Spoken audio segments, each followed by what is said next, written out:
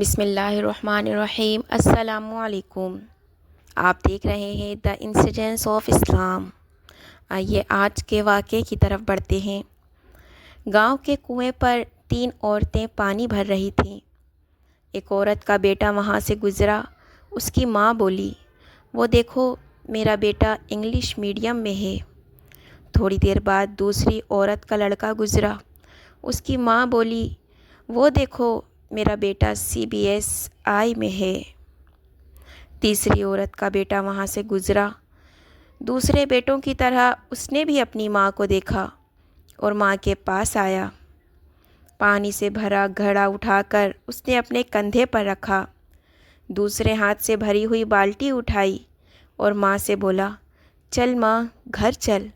اس کی ماں بولی، یہ میرا بیٹا ہے اور مدرسے میں پڑھتا ہے۔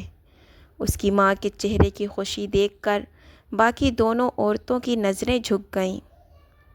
اس کہانی کا مطلب صرف یہ ہے کہ لاکھوں روپے خرچ کر کے بھی تمیز اور اخلاق نہیں سیکھے جا سکتے۔